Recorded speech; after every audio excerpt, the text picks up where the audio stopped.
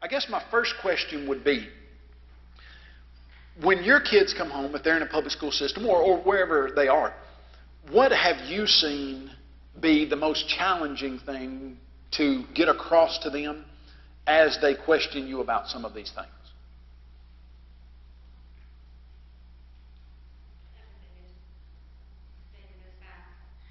Yeah, everything is stated as fact. Now, you know, why is that? Well, why do you think that's effective? I mean, why do you think the evolutionary community states this fact like that? Okay. I think too that our kids are very impressionable, at an age, and they look up to a lot of these, teachers and even college professors that they have the knowledge, the understanding, and sometimes it's hard for your children to listen to you and they don't see, you as someone that can teach them anything, but yet someone older that's not in their family, they are very impressionable and can relate and often hold to those beliefs of those individuals, whether it's a professor or a teacher or whatever. Right. And if you can't hear basically what he said, and you might could, but he said he thinks sometimes that our kids, when we tell them something, it's, oh, Dad told me that.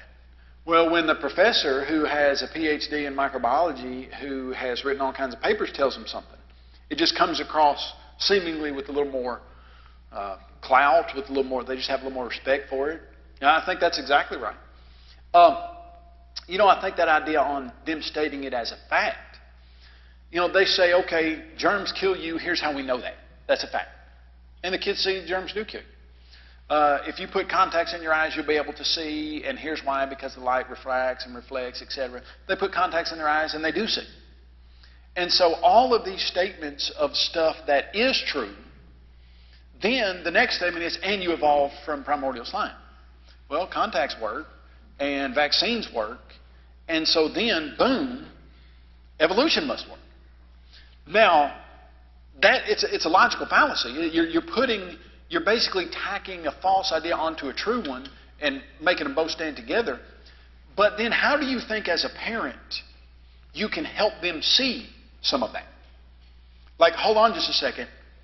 Yes, science does a lot for us, but it also has a lot of problems and challenges and gets some things wrong. So how can you help them see? You can't take everything they say without critically considering, looking at it with an open mind. How can we help them see that? Do you think? The suggestions. I don't have answers here. I'm just. What you got, John? Well, I was just, I think it's good for them to hear a Christian foundation understanding of science. Right. Many of our kids do not get that.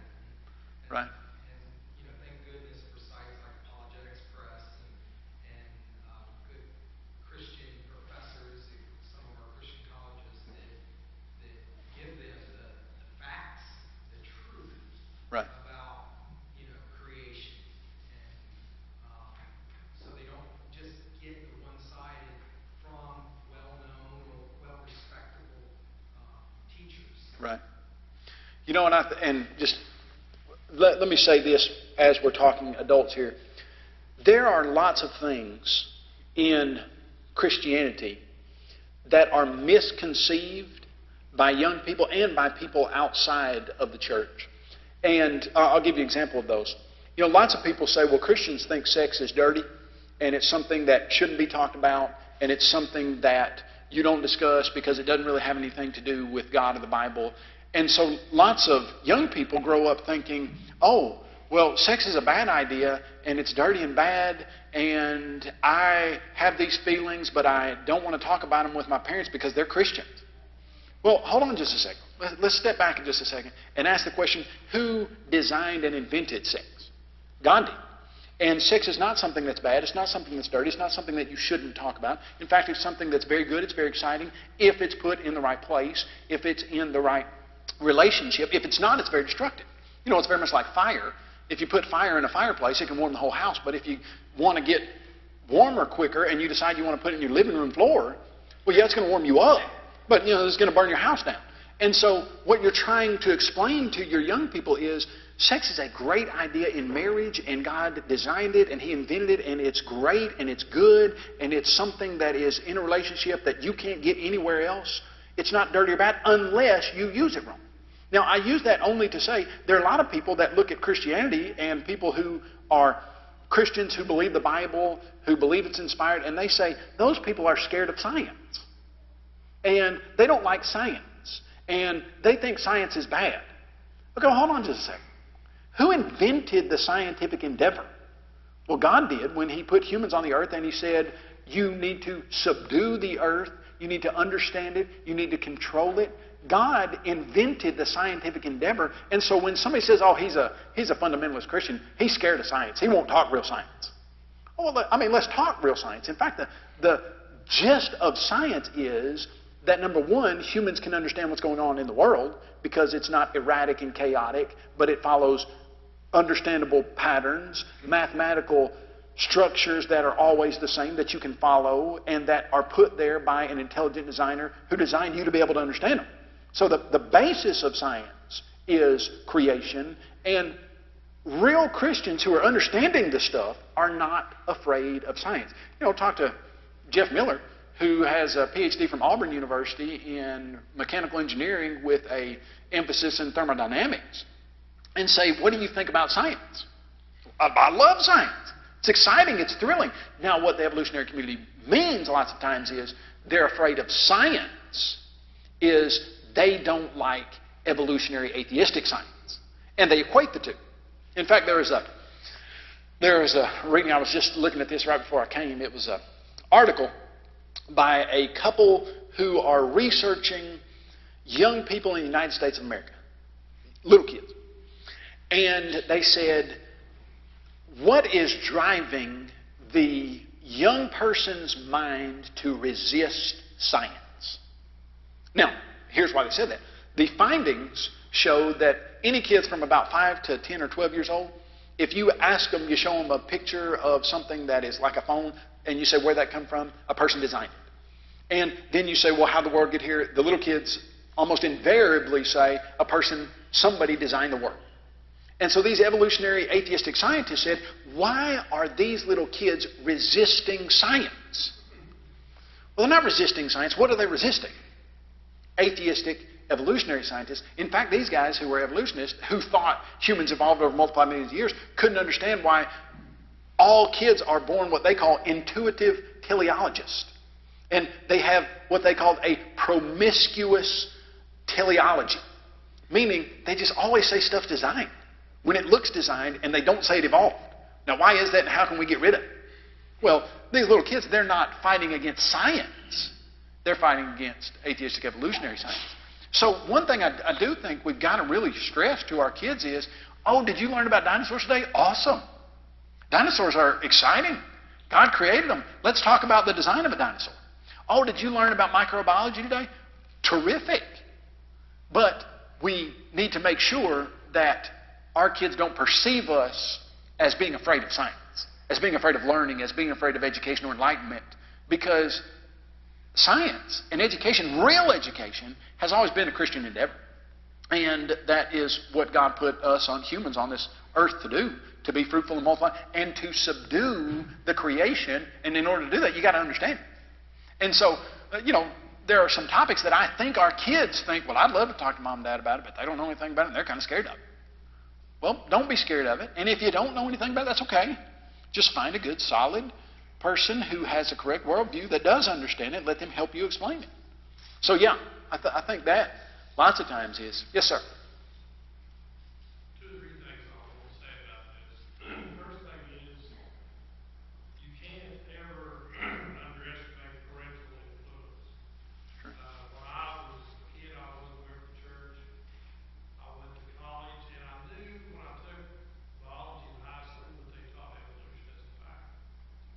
So, but I knew there was a controversy there. So when I got to college, I was in a biology class there. The head of the department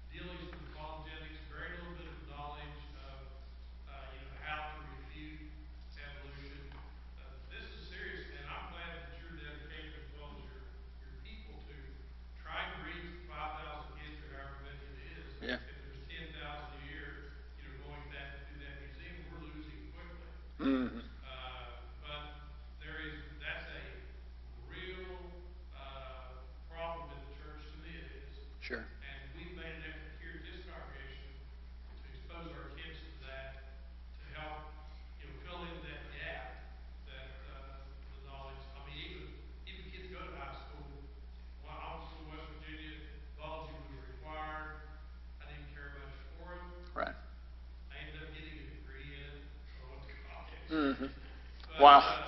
I really didn't care much about it. I mean, Right. I was dreading Sure. botany and all these things. Yeah, right. I don't want to do this. Mm-hmm. But the more you study it, the more it helps you to appreciate the book of Genesis. Right. To, like you said, you kind of sit back and things like this. We just aren't exposed to as much of this as what we should be. And as parents, I think parents should be getting material for you guys, or we could have classes here to get people up to speed if you want to use it. Sure. I think that's exactly right. And you know, like when we go to a place where there's multiple classes, you can pick whichever one you want to go to. I mean, it really hardly matters which of us is speaking. If it's Eric, Jeff, me, whoever, those classes are almost always packed. And I think and like right now, I've got, you know, probably just scores and scores of people every single month, year, etc., that say, hey, can you come talk on this stuff? And a lot of times we'll show up and they'll, you know, be people come from the community all over the place to hear the stuff. And I've been turning them away because I do 10 or 12. I got 3 kids at home. I do one a month and that's it.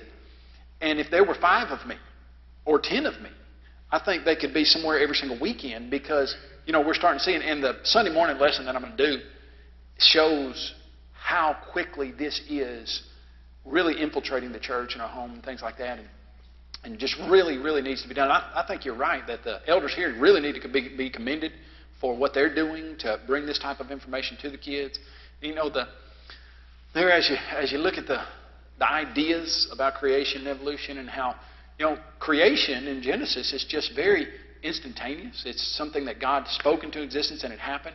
You know, the Big Bang right now, supposedly 14.8 billion and 13.82 billion years ago, this huge explosion occurred that brought the universe into existence, and then supposedly the sun coalesced out of space dust, and then that sun started burning, and then that gravitational pull pulled the earth to start coalescing and forming around the sun.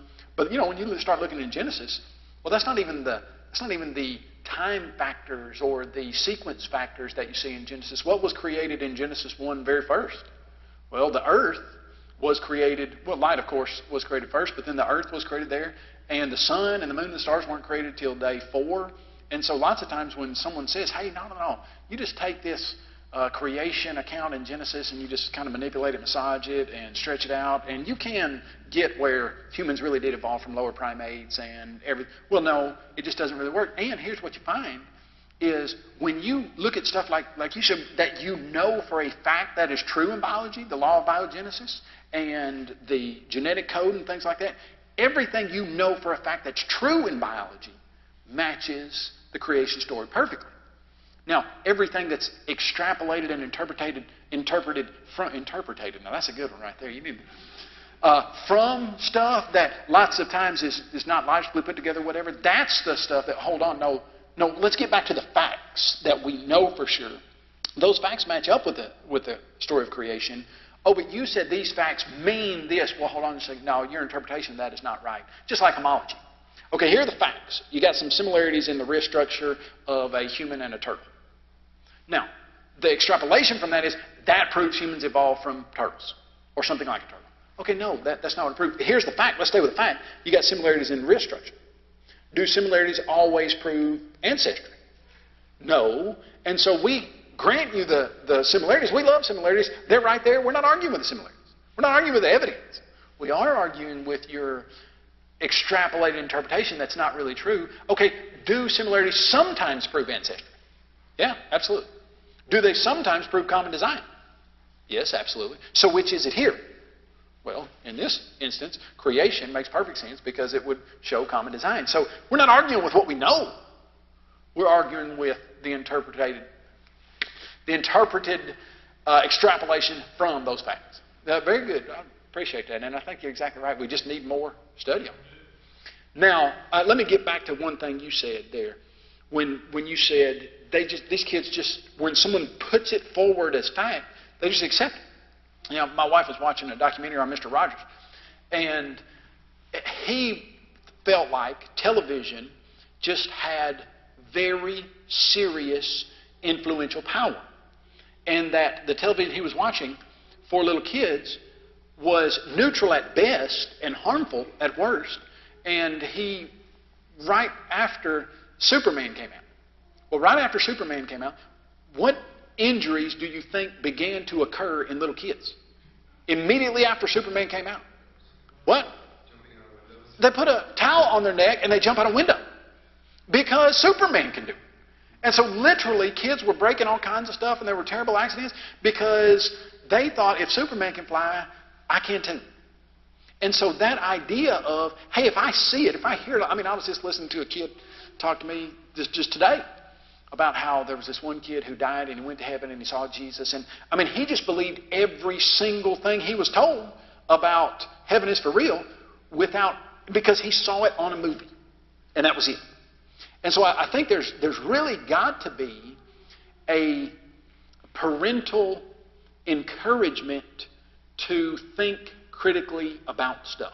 Hold on just a second. You heard that on the internet. You saw a picture of a giant skull that was bigger than a Mack truck. Okay, have you ever heard of Photoshop?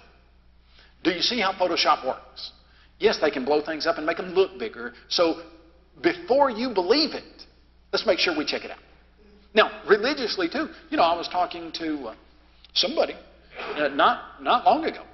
And, somebody was on our website and they were reading stuff about creation and evolution. And then they got to our articles on baptism. And they said this to us. They said, we were here for the science stuff.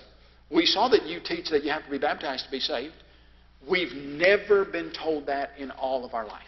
And these guys were, I think, 50, 55, 60 years old.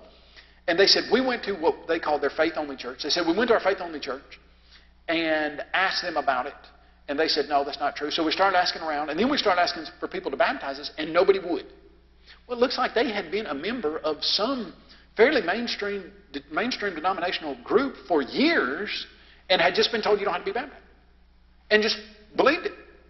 And so for years they believed it. And then they saw somebody that said something opposite to that. And it was the first time they'd ever seen it. And they were like, wow, why weren't we told this? Well, because you believed everything that you heard, and you weren't like the noble Bereans who searched the Scriptures daily to see if this stuff was right.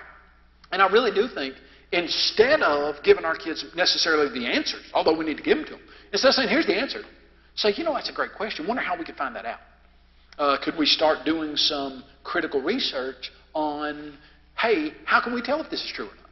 How do you know if these pictures are actually pictures of giant skulls or they're in Photoshop? What would you need to do to figure that out? And start giving them some equipment to be able to critically analyze stuff. Because, the fact of the matter is, if you just teach them everything you know about Christianity, the pinnacle of their spiritual value will be as spiritual as you are. And I don't want that for my kids. I would like my kids to be stronger than that. So I don't want to teach them, here, I know all the answers, come ask me, I'll give you the answers. I want to teach them, there are some answers, here's the ones I found, here's how I did it, but you could find more, and give them the equipment to find them themselves. And I think that's some of the stuff we got to do. And that's what you can tell that the evolutionists don't want you to do. Don't let them look at this stuff critically and analyze it and think through it. Because if they learn to be able to do that, well, we're all in trouble, evolutionists. But if they'll just buy what you tell them, and if that's how you train them, hey, look, don't ask me questions, kid. Just buy what I tell you. Well, then that'll work against us eventually. So really good things. And I appreciate what you've said. That was good. What were you going to say? I'm just saying, as parents, we have to be willing to say, I don't know. Oh, yeah. That's my favorite answer. My favorite answer, in fact, when I do a question and answer series, I say there's one rule. You just have to ask me questions that I know the answer to. That's it. Other than that, we get along great. And tons of stuff. My kids will come to me and they'll say, hey, why did God create people here? I don't know. Why don't we see a dinosaur fossil in the same level as a human fossil? I don't know. I know that humans and dinosaurs live together, and I can prove that beyond the shadow of a doubt, but why we've never found a dinosaur fossil right next to a human, I don't know. Now, we've found some footprints of a dinosaur footprint in a human that are really, really good and solid evidence, but some of this other stuff, a great answer is, I don't know. Let's find out. Perhaps you wouldn't want to be around where the dinosaurs lived. That is probably a really good answer, because they're not going to find a Kyle Butt bone anywhere close to a big bear or a killer whale, because I don't want to frequent those places. So.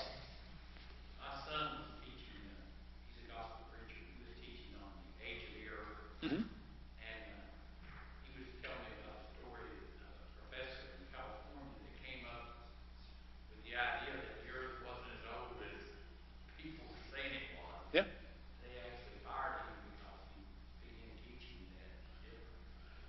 Absolutely. What they were, Yeah. what they wanted is them. Oh, yeah. He said he lost his job because he's actually teaching the crew. Yeah. Well, and now let's think about this. And I want to. I appreciate you bringing that out. There are a lot of people that think, hey, you've got to be in line with the current scientific thinking, and you've got to stay with those, and so you've got to work the creation model around that. Because, hey, all these brilliant scientists couldn't be wrong. And so if you say that radiometric dating doesn't prove that the Earth is 4.8 billion years old, you're probably wrong because all these people out here do, so you need to get in line with them and figure out how you can stick it in the Bible. Here's what you need to understand. And just understand this. And I think you do in a lot of areas, but I think we don't then bring it over to creation. New Testament Christianity is not popular. It's never been mainstream. Jesus said, they hated me, they will hate you. Now, we understand that when it comes to baptism. We understand that what we teach on baptism is correct, it's scriptural, it's biblical, but it is not popular. And if you were to go into most religious groups and say, here's what you got to do to be saved, they would dislike you. But then for some reason we then think, but we got to get on board with the old earth because we really got to fit in with those scientists. Okay, now look, I've got a whole lesson, I don't think we're going to get through it, on showing that the earth is not millions and millions of years old. The Bible leaves room for about 6,000 to 8,000 years, and that's it. And every known scientific piece of evidence we've got fits that perfectly. But and I'll tell you this, we can go all over the place, but the places that we have been censored the most, I say we, Apologetics Press. Right now there's a college associated with the Lord's Church, I'm not going to say what it is, but they're teaching, depending on what teacher you get, they'll teach that the earth is millions of years, we evolved from lower animals, and you've just got to fit that in the Bible somewhere. Now, one of the kids from one of these classes called us and said, this is what they're teaching, do you have stuff to refute that? We said, yeah. Sent him, I think, 35 books for him to pass out to all the students. But he asked the administration, can we invite someone from Apologetics Press to speak on this subject and have somebody here speak on the other side of it and let our kids analyze this? Now, this is a school associated with the Lord's Church. And they said, no, nobody from Apologetics Press is welcome here. They cannot come on this campus and speak. And we have never been invited one time to speak at that campus. Now, here's why. We teach that the earth is not millions of years old and that it fits perfectly into the Bible and everything we know scientifically for 6,000 to 8,000 years. That's a fact. I believe I can prove that beyond the shadow of any doubt. If you teach that, you're not going to be popular. Many times not even in the Lord's church. There's another school. It's a Christian school, run by members of the church, that we were invited to speak in chapel. And they said, now, hey, we've been having struggles. About half of our faculty believes that the earth is millions of years old. The other half believes in straightforward reading of creation. Just don't mess with that subject. And I said, well, we can't do that. That's not what we do. We teach a straight biblical creation, straightforward reading of Genesis, no millions and billions of years. So if you want us to come speak, then that's what we'll speak on. And I said, do you guys teach that? And she basically kind of as an establishment, she was the principal of the elementary, and she was like, yeah, well, okay, we don't have a problem with that. Well, Eric Lyons gets there for like the fourth day of the talk, and she comes up to him before the chapel talk and just says, hey, you can't touch that subject. Don't deal with that subject at all. Well, Eric said, we talked to you about this. We discussed what we were going to teach. You know what we're going to teach. And he said, I appreciate what you're saying, but I'm going to teach the lesson I prepared, and I'm going to teach it just like the Bible teaches it. And so in the Lord's church, we have found probably when we go around speaking, depending on what I call the personality of the congregation, lots of times there'll be 10, 15, 20% of the population in the congregation that just believes evolution is true. You just got to shove it into the Bible somehow and make it work. Now, I always think of that. The picture that always comes to my mind is, Cinderella. You remember Cinderella, the little cartoon where they were taking that little glass slipper around and they went to the wicked stepsisters and they were trying to shove their feet in that little glass slipper. And that big tall one tried to shove her big old long foot in there and it popped up, and the heavier set one tried to shove her foot in that slipper and it wouldn't fit at all. That to me, you got the slipper of truth, that the Bible fits in perfect. But when you start pulling millions of years of evolution, they start trying to shove it all in there, and it just makes a mess of stuff. And so, yeah, the truth is, hey, if you believe this, you're not going to be cool. You're going to be popular. Your books aren't going to sell. If we would change, all right, here's what you could do to change 2 ideas in the Lord's church to sell hundreds of thousands of more books. If we adjusted slightly and said, you don't have to be baptized to be saved, non-brotherhood publishing houses would take our stuff in a second. And if we adjusted slightly and said, creation is great, but we're not going to say it's the only way, and there might have been a way God could have done it in billions of years. Put one sentence like that in there. Then we could sell tens of thousands of more books. That's not true, and we're not going to ever put it in there. And that, because of that, we're never going to be the most popular in a lot of areas. But we haven't been called to be popular. In fact, you and I both know we've been called to preach the unadulterated, absolute truth of the Bible. And if somebody likes it and accepts it, good. If they don't like it, they don't accept it, I'm sorry. That's the only thing that's got the power to do anything. I'll give you one example, and we'll move on from there. You remember the story probably of Micaiah in the Old Testament. I think it's 1 Kings 21:22, where Ahab and the king of Judah are there wanting to go to see if they need to take Ramoth-Gilead. And about 400 prophets come before them and say, yeah, go take it. The Lord's giving it to you. Absolutely, you'll win. And then the king of Judah says to Ahab, hey, isn't there another prophet of God that can give us some more information? Because apparently he could feel that something wasn't exactly right. And Ahab said, yeah, there's one more. His name's Micaiah, but I hate him because he always speaks evil against me. Now, the servant goes to get Micaiah, and he says to Micaiah, look, we've had 400 prophets, and all of them have said, go take Ramoth-Gilead, and you need to make sure what you say is exactly what they say. And then Micaiah is almost like he doesn't even understand the statement. He says, yeah, I'm paraphrasing, but he's like, I don't know how you guys do stuff here, but I just say what God tells me to say. I don't know what you guys do, but if God tells me that, then I'll say that. If God tells me don't take it, that's what I'm going to say. And so he goes up there and, of course, tells him, okay, you've just had 400 prophets. They've all said go take Ramoth-Gilead, but you're going to die if you do. Don't do it. Well, one voice out of 400.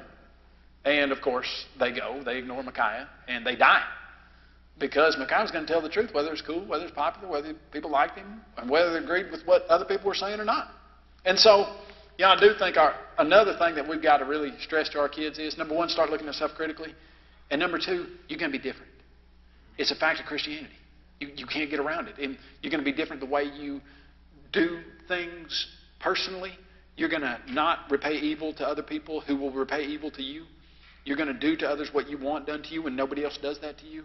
You're going to be kind to people when they're mean to you. You're going to give money to the Lord's church and to good things when people think you should keep it and spend it on yourself. You're not going to be like other people in these areas, and you're not going to be like other people in the way you dress lots of times, the way you talk lots of times, the movies you go see lots of times. And so why do we think here, no, but yeah, we got to get in line here?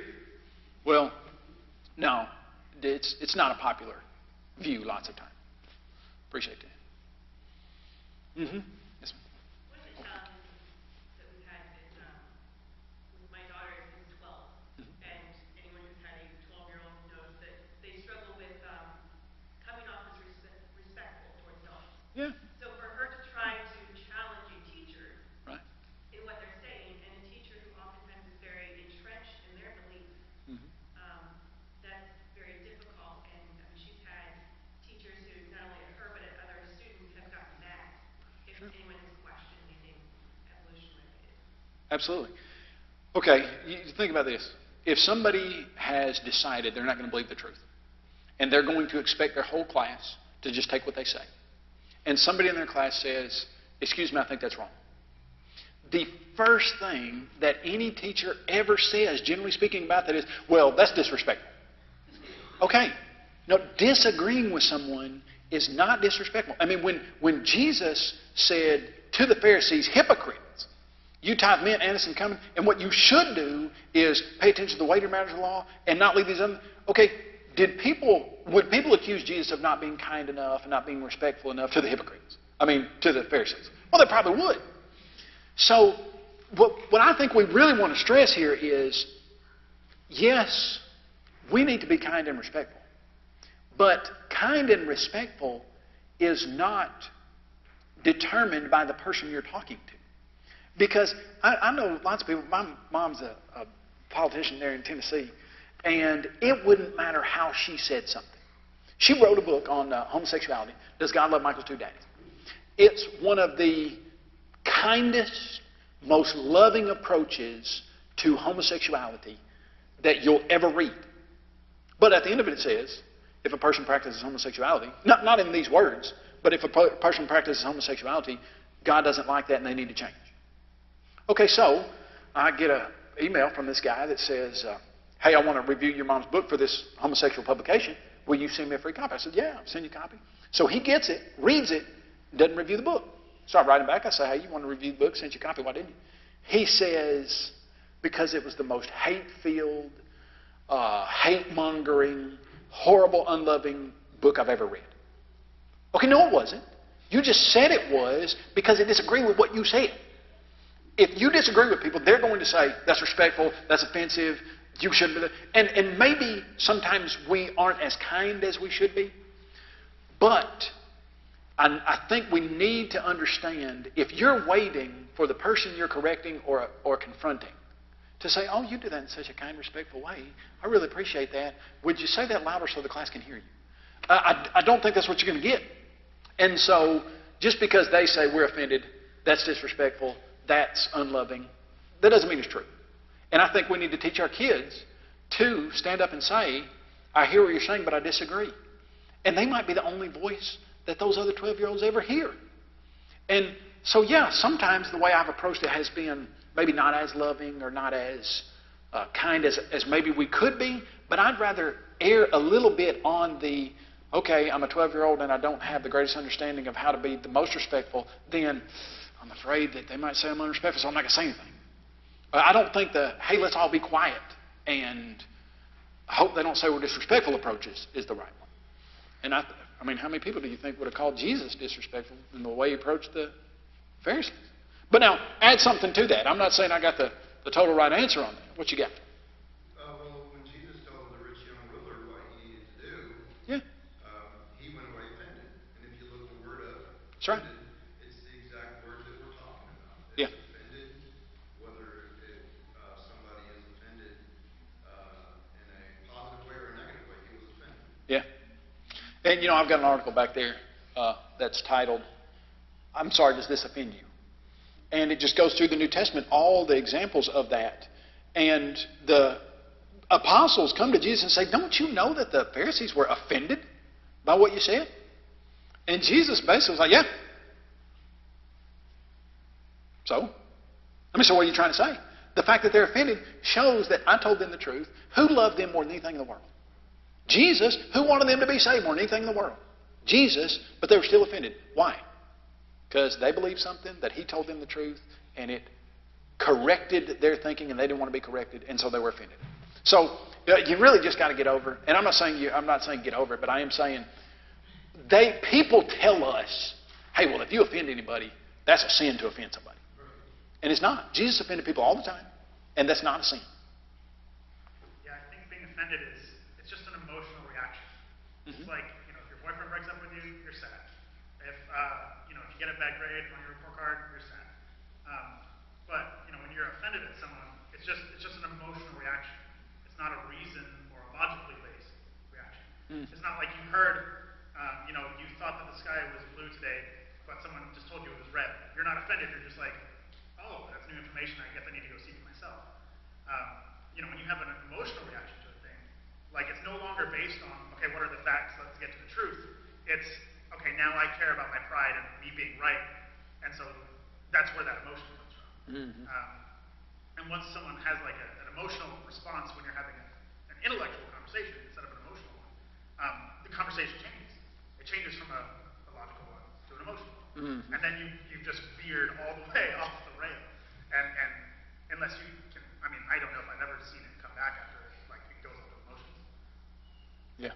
Now, the gentleman that just walked into the AV, you had a question, and I was going to come back to you, Sorry I didn't get to you before you walked out. Did you have a statement you wanted to make? I didn't mean to ignore you. I was going to. It sounds like you're already going to do a lesson on it, so I don't need to cover it, but I just get some things from my daughter and from other people, again, about the age of the earth, ways to talk to them about that. When I was in college at State University, Dayton, took a seminar on science and religion, and they gave us a way to kind of talk about it, but since then, talking to other people, that kind of argument they taught us to use is kind of frowned upon. It was the concept of envelopes, where you ask the question, do you think Adam and Eve had a belly button? And if they say, well, yeah, if God could have created Adam and Eve with a belly button, then you have to also concede that God could have created a universe that looked like it was much older than what it was. Right. And Trevor, when he was here, pointed out to me, we got to have to worry about that argument because you're going to use that logic, and what's going to stop somebody from saying to you, well, if that's true, then why couldn't God have just created the universe last Tuesday and given us all of our memories to make it seem like we've been here much longer than we have? Yeah. So, I just was curious as to arguments that we can use, and it sounds like you're going to present a lesson on ways that we can talk to our kids about how to explain the age Right. of the universe. Mhm. Some of the things we see, we've got instruments saying that there's stars that are 500,000 light years away, and the universe is only 6,000 years old. Then how do we explain seeing something that we shouldn't see for another 494,000 years? Right. Right.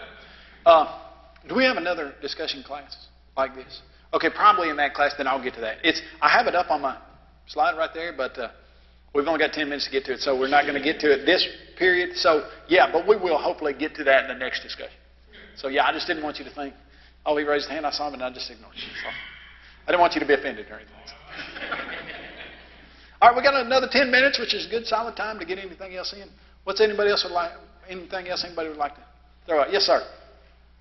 You had, I assume, some scientists in your sessions, perhaps scientists of contrary perspective. Mm-hmm. And I imagine, maybe it was sort of talking, but maybe not. They might have come up and said to you, hey, wait a minute. How have you responded to that? And have you been able to go very far with it?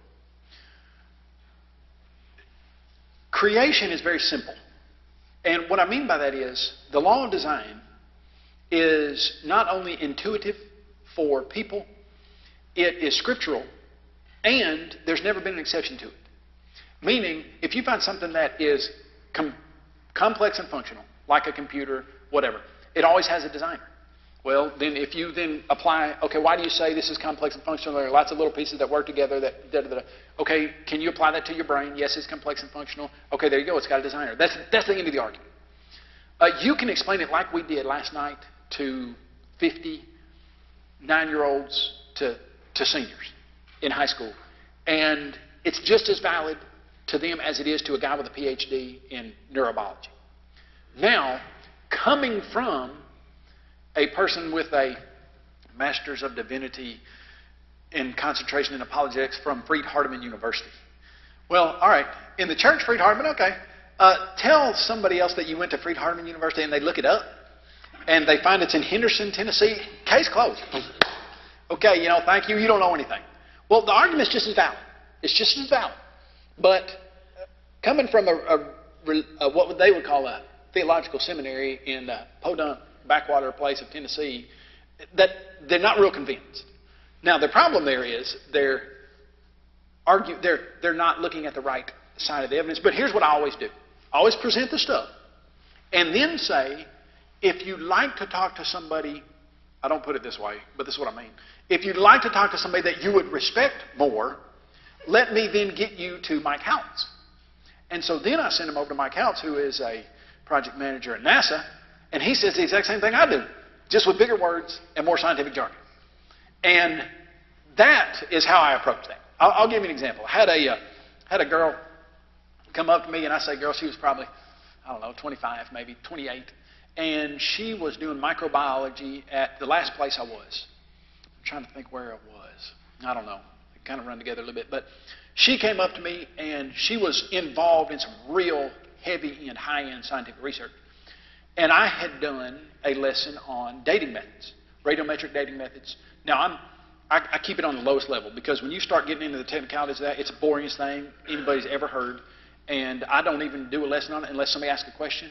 And then I say, oh, well, since you brought it up, I'm now going to give you this most boring information in the world, and you can't blame me because you brought it up.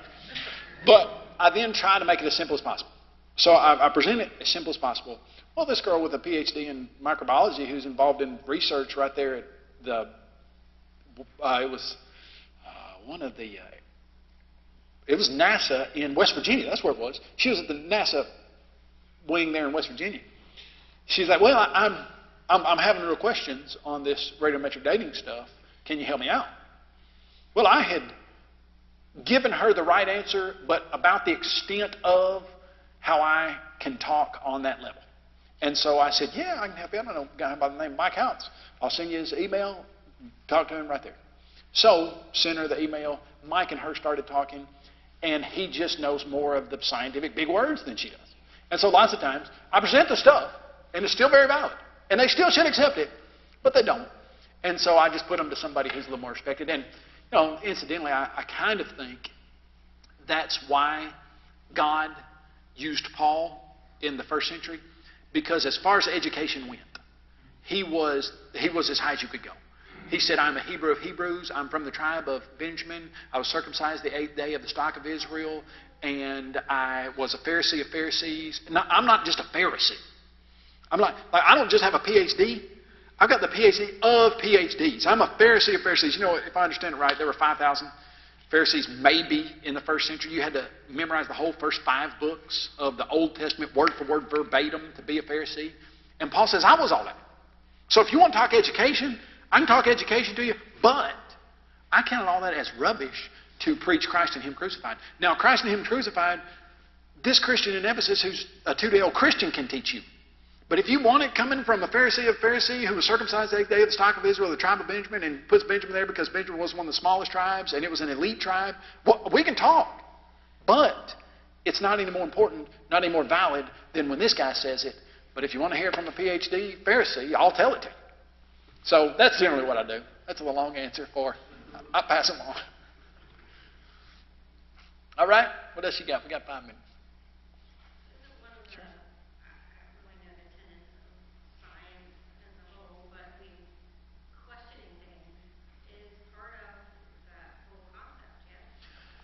That's right.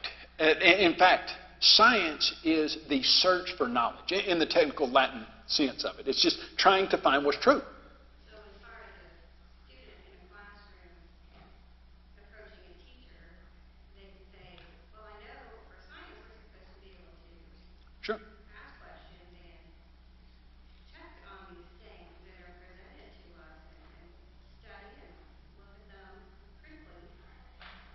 I want to talk more about this. Right. Can we see, is there really, this is showing us the proof. Sure. Is it doing this? Is it doing that? I mean, is that maybe a way that... Oh, no, that's a great way. Sure. So that it doesn't just seem like, I don't care what you say, I believe this, or Right. you're wrong. Sure.